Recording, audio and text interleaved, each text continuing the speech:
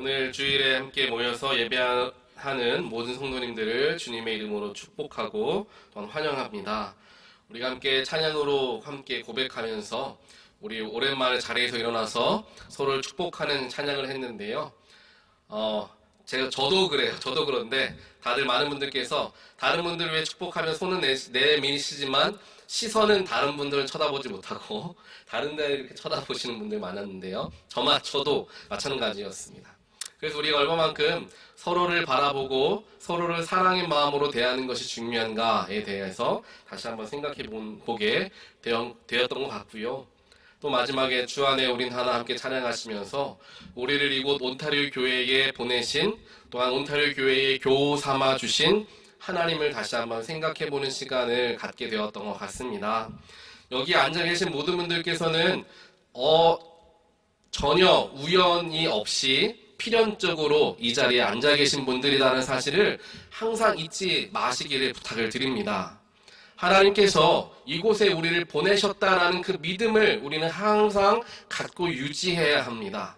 또한 이 교회를 우리에게 허락하여 주셨다는 사실을 우리가 놓치게 되면 우리는 어느 순간 마음이 흔들리거나 빼앗기게 될 수가 있습니다.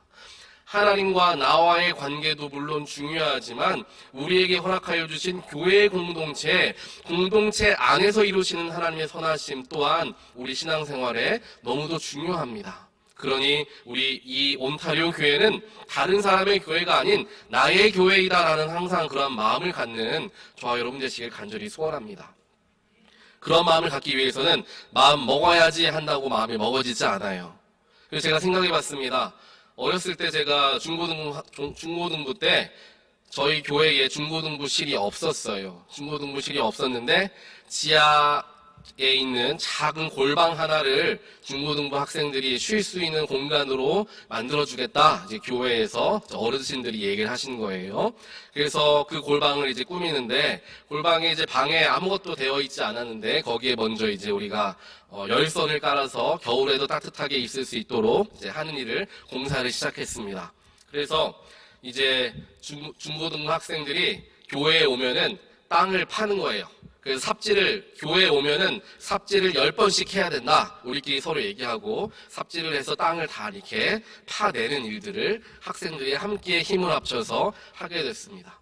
그렇게 함께 힘을 합쳐서 땀을 흘려가면서 이제 중고등부실을 잘 만들고 나니까 그 중고등부실이 정말 내 집 같은, 내 방 같은 마음들이 학생들이 갖기 시작하는 거예요. 바닥에 뭐가 떨어져 있으면은 바닥에 걸레질을 하고 더러운 것 있으면 치우고 자기가 좋아하는 물건들을 가지고 와서 학생들과 함께 나누고 이러한 일들을 그 방에서 했던 것을 기억해 보니까 그만큼 시간을 쓰고 마음을 쓰고 열심을 낸 그 자리가 나에게 가장 소중한 교회가 되더라라는 것을 느끼게 되었던 것 같습니다. 이와 마찬가지로 우리 온타리오 교회를 허락하여 주신 하나님의 은혜를 기억하며 나는 비록 작은 일을 할지라도 어떤 부분 속에서 하나님께 쓰임받을 수 있을까? 이 교회 안에서 어떤 부분을 내가 나의 힘을 다하여 교회를 섬길 수 있을까라는 마음으로 우리가 교회를 바라보신다면 교회가 어느 순간 다르게 보이기 시작하고 이 교회가 하나님이 나에게 주신 내 교회구나 라는 확신이 우리에게 들어오게 될 줄 믿습니다. 그런 마음으로 우리가 2023년을 또한 대하게 되기를 소원합니다.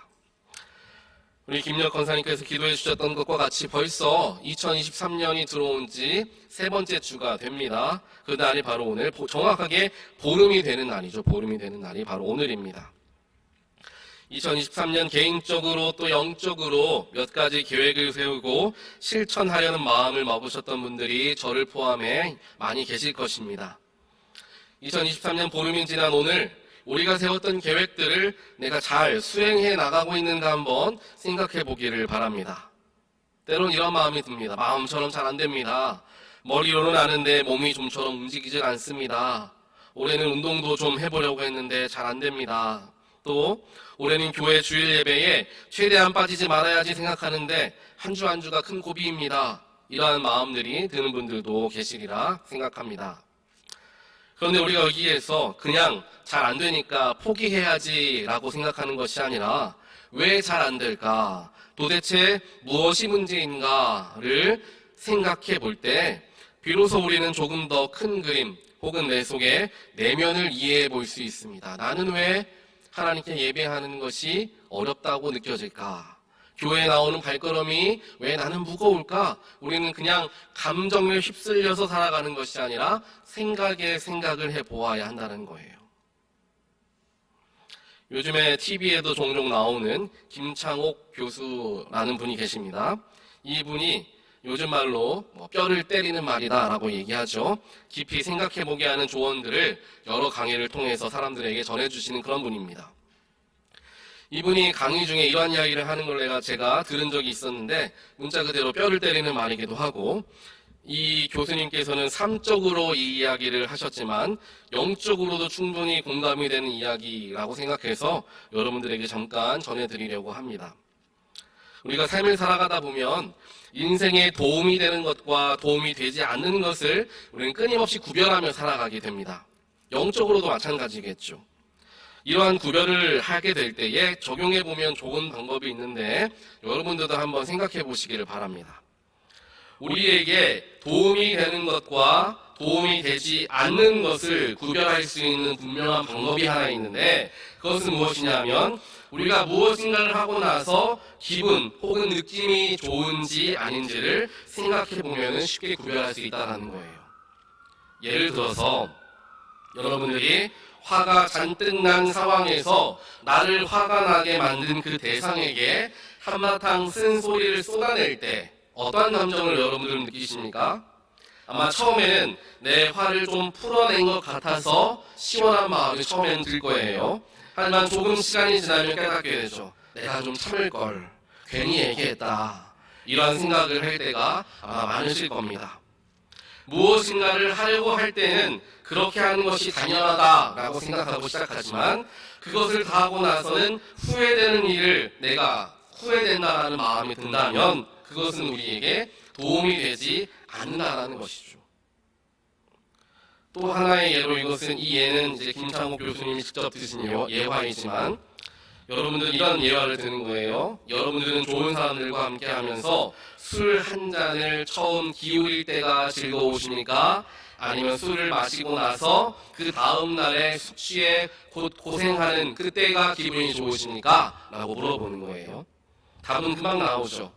술을 아무리 좋아하시는 분들도 술 드시고 난 다음 날 공통적으로 하시는 말씀은 내가 또 술 마시면 사람도 아니다 라고 말하는 분들 많이 보았을 것입니다.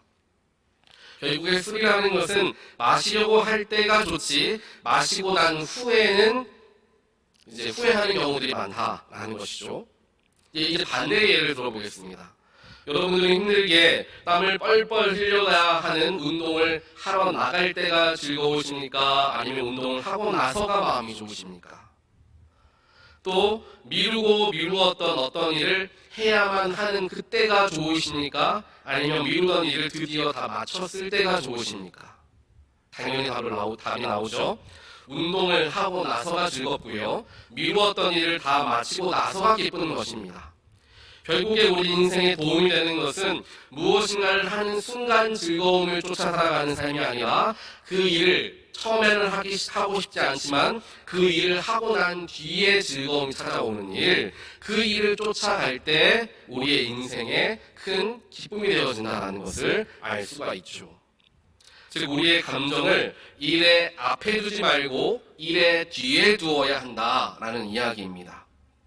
이건 영적으로도 똑같습니다. 이번 주일에도 아침 일찍 일어나 준비하고 이렇게 교회에 예배를 드리러 나오는 일이 귀찮을 수도 있고 밖에 비가 온다라는 일기 예보도 있는데 하루 정도는 쉬고 싶은 마음이 들 수도 있습니다. 하지만 그 쉬고 싶은 마음을 참아내고 주일에 교회에 와서 예배를 드리고 나갈 때 우리 마음은 어떻겠습니까? 그래도 내가 참 잘 참고 왔다. 예배를 드리고 가니까 마음이 훨씬 기쁘다. 라는 감정들, 생각들 해보신 분들 많으실 것입니다. 예배도 그렇고요. 교회의 헌신과 사역도 처음 하려고 할 때에는 어려울 수 있긴 하지만 하고 나서는 보람되는 것, 그것이 바로 영적으로 성장하는 길이 된다라는 것입니다. 그런 면에서 오늘 이 자리에 모이신 모든 분들은 육신의 편안보다는 영의 평안을 선택하신 분들이 되시는 것이니 하나님께서 분명히 칭찬해 주시리라 믿습니다. 오늘 제가 설교 서두에서부터 이렇게 긴 이야기를 나눈 이유가 있습니다. 삶으로나 영적으로나 우리는 우리 내면을 들여다보고 내 스스로에게 질문을 던지고 또 답을 하는 그러한 시간들을 많이 가져야 합니다. 디지털 세상을 살아가는 요즘 스마트폰의 발달로 우리가 잠깐이라도 조용히 생각에 잠겨 있을 만한 시간을 갖지 못하게 되었습니다. 더 나아가 잠깐이라도 적막함 속에 있다 보면 불안해지는 그런 때를 우리는 보내고 있습니다. 저도 몇몇 분들에게 들은 적이 있지만 혼자 집에 들어왔을 때 아무도 없는 집이 너무나 외롭고 불안해서 외출을 할 때면 항상 불을 다 온 집에 켜놓고 TV도 볼륨을 크게 키워놓고 집을 떠난다. 그래서 집에 돌아왔을 때 외로움이 좀 덜하게 한다라는 이야기를 하는 분들을 본 적이 있습니다. 그만큼 요즘 우리는 스스로 깊이 생각해보는 시간, 나와 대화해보는 시간, 즉 내가 지금 왜 감정적으로 화가 나 있지? 내 마음은 왜 불안하고 왜 불편하지? 이렇게 근본적인 원인을 찾으려는 시간을 좀처럼 갖지 않는 시대를 우리는 살아가고 있다는 것입니다. 이러한 문제는 사회적인 이슈가 되기도 합니다. 우울증 혹은 삶을 스스로 마감하는 일들로까지 연결되어지기 때문이죠. 더 나아가 영적으로도 큰 문제를 일으킵니다. 나를 들여다보고 내 영을 살피지 않으니까 이유도 모른 채 하나님과 멀어져 가는 경우들을 우리는 많이 경험한다는 것이죠. 그래서 2023년 이 회복이라는 큰 주제를 가지고 나아가는 우리가 그 회복은 어떻게 이루어질 수 있는가에 대한 답을 찾아가는 여정을 우리 1월 한 달간 주일 설교 시간을 통하여서 생각해 보려고 합니다. 그 답을 찾게 되는 한 방법이 바로 자아를 향한 리본, 즉 나를 들여다보고 나를 살펴보는 시간을 가질 때 회복은 일어난다라는 사실입니다. 오늘 본문을 보면 세례 요한에게 세례를 받으신 후에 공생의 사역을 예수님께서 본격적으로 시작하기에 앞서 깊은 광야에 들어가신 것을 볼 수 있습니다. 이 깊은 광야는 누군가 예수님의 등을 떠밀어서 억지로 가신 것이 아니었습니다. 예수님께서 스스로 자기 발을 움직여 광야의 길로 들어서신 것이었습니다. 아무도 없는 그 광야에서 하나님께서 허락하신 진정한 소명을 다시 한번 확인하고 준비하는 시간을 갖기 위해 홀로 있어야 하는 광야로 예수님께서는 먼저 나아가셨던 것입니다. 40일에 걸쳐 예수님께서는 광야에 홀로 거하시며 악마의 시험을 받으셨습니다. 우리가 이 본문을 문자 그대로 광야에 계신 예수님에게 악마가 찾아와서 그와 대화하며 시험하였다라고 생각할 수도 있지만 저는 이 본문을 조금 더 현실적으로 한번 생각해 보았습니다. 아무도 없는 그 광야에서 예수님께서는 인간의 본성과 본능적인 욕심, 죄성에 대하여서 끊임없이 번뇌하며 스스로에게 묻고 대답하시는 장면으로 오늘 말씀의 본문을 한번 바라보게 되었습니다. 그 모든 시험이 되는 질문이 인간의 본성이자 한계인데 스스로 그 한계를 들여다보며 한계를 넘어서신 후에 본격적인 공생의 자리에 예수님께서는 들어가신 것입니다. 왜냐하면 공생애를 시작하게 되면 수많은 기적들을 예수님께서 일으키시며 하나님을 증거하실 텐데 얼마나 많은 사람들이 예수님을 따르겠습니까? 그러니 먼저 인간적인 마음, 즉 오늘 본문에 나오는 악마의 세 가지 시험인 높아지려는 마음, 물질 등 세상의 것을 쫓으려는 마음, 또 자신이 하나님의 아들이라는 것을 증명하고 싶은 마음들을 예수님께서 먼저 다스리지 못하면 하나님의 사역을 감당할 수 없다는 것을 우리에게 보여주시고자, 본을 보여주시고자 오늘 말씀이 기록되어 있다라는 사실을 생각해 보게 되었습니다. 예수님께서도 하나님의 일을 감당하기에 앞서서 스스로에게 질문을 하고 답하는 시간, 홀로 있는 시간, 철저하게 고립되고 외로운 시간을 보내신 것을 보면서 오늘 말씀을 대하는 우리에게도 동일하게 말씀하시는 주님의 음성을 듣게 되는 것 같습니다. 나의 강점도 알아야 하지만 나의 약점도 분명히 파악할 수 있어야 합니다. 제가 느낀 한국과 미국 교육의 차이가 하나 있는데, 그것은 바로 한국 교육은 약점 혹은 못하는 것을 감추려고 한다라는 특징이 있고요. 미국 교육 같은 경우에는 약점 역시 드러내어서 이야기할 수 있어야 하는 것을 가르치는 그 차이를 제가 보게 되었습니다. 그래서 미국에서는 잘하는 부분을 가지고 누군가를 하는 것만으로 끝나는 것이 아니라 약점을 그 사람이 어떻게 극복해 나가느냐를 더 중점적으로 보는 사회라는 것을 알게 되었던 것이죠. 그래서 항상 스스로 평가하는 자가평가서들에 적힌 질문들을 보면 강점에 대해서 물어보기도 하지만 그와 더불어 약점에 대해서도 물어보고 그 약점을 어떻게 보완해 가고 있는가에 대한 질문도 함께 적혀 있는 것을 보게 됩니다. 이와 마찬가지로 우리는 스스로의 부족함과 연약함에 대하여서 분명하게 파악하고 있어야 하고, 그 연약함을 어떻게 다스리며 살아가는지에 대하여서 날마다 우리는 깨어서 스스로를 살펴볼 수 있어야 합니다. 지난주에부터 홀로 있어야 하는 곳, 고독한 곳, 어찌 보면 피하고 싶은 곳인 광야라는 곳에 대하여서 계속해서 우리는 살펴보고 있습니다. 광야는 고독이 있는 곳입니다. 우리는 여기에서 고독과 외로움을 구별할 수 있어야 합니다.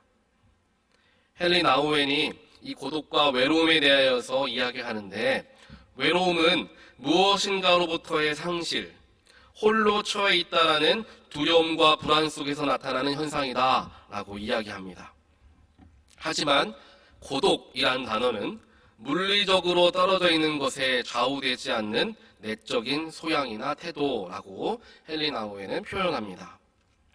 성경을 보게 되면 수많은 사람들이 기적을 일으키시는 예수님께 모여들어 모두가 예수님의 이름을 높여 찬양했습니다.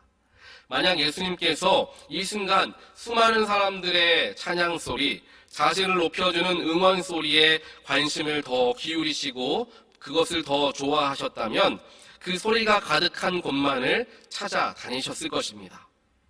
그리고 만약 자신을 알아주지 못하는 곳에 가게 되면 서운하고 외로움을 느끼셨을 것입니다. 이게 바로 외로움이죠. 하지만 예수님은 그렇지 않으셨습니다. 수많은 인파가 몰려들며 예수님께 나아왔을 때 예수님은 그들을 피하여 한적한 곳으로 나아가셨다. 성경은 반복해서 이야기하고 있습니다. 아무도 없는 그 한적한 곳, 그 누구도 알아주지 않은 그곳에서 예수님은 외로움을 느끼셨을까요? 이전에는 나의 이름을 사람들이 높여 찬양했는데 그 소리가 아무것도 없는 곳에 갔을 때 허탈함을 경험하셨을까요? 아니죠. 예수님께서는 그 순간 주어진 고독을 즐기셨을 것입니다. 나를 돌아보게 하는 고독의 순간, 하나님과 독대하게 되는 그 고독의 순간, 그 자리를 예수님은 즐겨 찾으셨던 것입니다. 이와 같은 맥락으로 칼릴 지브라는 이런 이야기를 하죠. 친구와 헤어질 때 슬퍼하지 마라. 그 친구의 가장 마음에 드는 점은 그 친구가 없을 때 더 분명히 나타난다. 다시 한번 말씀드리겠습니다. 친구와 헤어질 때 슬퍼하지 마라. 그 친구의 가장 마음에 드는 점은 그 친구가 없을 때 더 분명히 나타난다. 칼릴 지브란이 말했습니다. 함께하면 좋은 친구, 늘 함께하고픈 친구와 떨어지게 되면 우리는 쉽게 외로움에 빠지기도 합니다. 홀로 있다라는 불안함과 익숙한 것이 사라졌다라는 것에 대한 두려움 때문일 것입니다. 하지만 그 친구가 없을 때 비로소 우리는 그 친구의 진가를 볼 수가 있습니다. 홀로 있게 되니 외로운 것이 아니라 친구가 없을 때에 발견하게 되는 그 친구의 장점을 떠올리며 그 친구가 가진 장점을 나도 배우고 또 적용하며 살아가리라 다짐하는 고독의 시간을 가질 수 있기에 슬퍼하지 말고 오히려 즐겁게 변하여라 말하고 있는 것이죠. 무엇인가를 객관적으로 바라보길 원한다면 가까이 서서 그것을 들여다보는 것이 아니라 멀찍이 서서 바라볼 때 더욱 선명하게 그 문제를 바라보게 되는 것과 보게 되는 것과 마찬가지일 것입니다. 사랑하는 몬테르교회 모든 성도 여러분, 분주한 세상 속에서 수많은 정보와 또 가치관들이 가득한 세상을 살아가는 우리에게 가장 필요한 것은 고독의 자리로 나아가는 것입니다. 고독의 자리는 나 혼자의 자리입니다. 내 삶을 뒤돌아보고 이전에는 나의 전부인 것 같았던 모든 것을 다 뒤로하며 오롯이 나 스스로를 들여다보고 질문하며 답하는 그 자리가 현대를 살아가는 우리들에게 또 2023년을 대하는 저와 여러분 그리고 온 사회교회에게 가장 필요한 자리가 될 것입니다. 누가 옳고 그른가, 누군가의 말에 반박하며 나의 옳음을 증명해내야만 하는 강박의 자리에서 내려와 조용한 곳을 찾아 들어 앉아 스스로를 바라보는 노력을 기울일 때 영적인 회복, 삶의 회복, 교회의 회복이 일어날 것을 믿고 나아가는 저와 여러분 되시기를 주님의 이름으로 간절히 축원드립니다. 성경을 보면 하나님께 쓰임받았던 거의 모든 인물들은 모두 다 이러한 고독의 자리를 경험했습니다. 아브라함도 본토 친척의 집을 떠나 아는 이 아무도 없는 가나안으로 향하는 고독의 여정이 있었죠. 야곱 역시 형 에서를 피해 이곳저곳 유리하며 살았던 고독의 자리가 있었습니다. 요셉도 그랬고 모세도 그랬으며 다윗 그리고 바울도 그러한 고독의 자리가 있었습니다. 그 고독의 자리 속에서 하나님의 사람들은 외로움에 사무쳐 삶을 포기하거나 자신 나아가야 할 길을 멈추어 선 것이 아니라 그 고독의 자리에서 하나님을 더욱더 깊이 만나게 되었고 스스로를 다시 한번 들여다보는 귀한 시간으로 갖게 되었습니다. 그러니 그 고독의 시간을 딛고 일어났을 때 놀라운 하나님의 일꾼으로 쓰임받았던 것을 성경을 통하여 우리는 보게 된다는 것입니다. 어찌 보면 하나님의 사역에 발을 빠르게 딛고 나아가는 것보다 조금은 정체되는 것처럼 보이고 조금은 멈추어 서는 것처럼 보일지라도 내 스스로를 한번 스스로를 파악하는 자리, 나를 돌아보는 자리, 나에 대하여서 생각해보고 질문하고 답하는 그 자리에 시간을 더 많이 할애할 때 하나님께 쓰임받는 그 자리가 더욱 귀한 자리가 될 것이며 하나님께 쓰임받는다는 그 목적과 이유가 더욱더 우리의 삶 가운데 분명하게 나타나게 될 줄 믿습니다. 2023년에는 주변의 소리, 타인의 소리, 남의 평가, 판단, 주변의 분위기 등에 휩쓸리는 해가 되는 것이 아니라 오로지 내면의 소리에 집중하는 한 해, 나에게 스스로 묻고 대답할 수 있는 한 해, 그리스도인은 무엇이며 나로 하여금 그리스도인이 되게 하는 것은 무엇인가? 교회는 나에게 무엇인가? 등에 대하여 스스로 질문하고 답해보는 한 해. 홀로 있는 고독을 즐길 줄 아는 한 해가 되어서 하나님께 더욱 귀하게 쓰임받기 위해 회복되어지고 준비되어지는 한 해가 되시기를 주님의 이름으로 간절히 축원드립니다. 함께 기도하겠습니다. 사랑의 하나님 감사합니다. 오늘 예수님께서 광야로 먼저 들어가셔서 아무도 없는 곳에서 홀로 스스로를 들여다보고 앞으로 하나님께 쓰임받을 것을 준비하는 40일의 여정을 보내셨던 것과 같이 우리 역시 그 고독의 자리를 즐겨 찾게 되는 우리 모두가 되기를 간절히 원합니다. 주변에서부터 들려지는 수많은 소리와 수많은 정보와 수많은 의견들에서 잠깐 자유하여져서 내 스스로의 목소리에 귀 기울여 보고 내 감정에도 솔직해져 보며 나는 왜 지금 이러한 마음과 이러한 느낌이 드는가에 대하여서 스스로를 들여보는 시간을 가질 때에 그 모든 것의 가장 근본적인 이유와 원인을 우리가 찾게 될 것을 믿고 또한 그 근본적인 이유와 원인을 치유하실 분은 하나님밖에 없음을 그 속에서 다시 한번 깨닫게 될 줄 믿습니다. 하나님께서 우리 한 사람 한 사람 2023년 보호하시고 동행하여 주시어서 내 스스로를 솔직히 바라보고 그 바라본 내가 하나님과 독대하는 그 과정 속에서 우리가 앞으로 어떻게 하나님께 쓰임받을 수 있을까? 또한 우리 교회 안에서 나는 어떠한 방향으로 하나님께 쓰임받을 수 있을까? 스스로를 바라보고 스스로를 통하여서 하나님을 발견하고 교회를 발견할 수 있는 귀한 온타리오 교회의 모든 성도들 될 수 있도록 주님께서 축복하여 주시옵소서. 이 모든 말씀 예수 그리스도 이름으로 간절히 기도드리옵나이다. 아멘.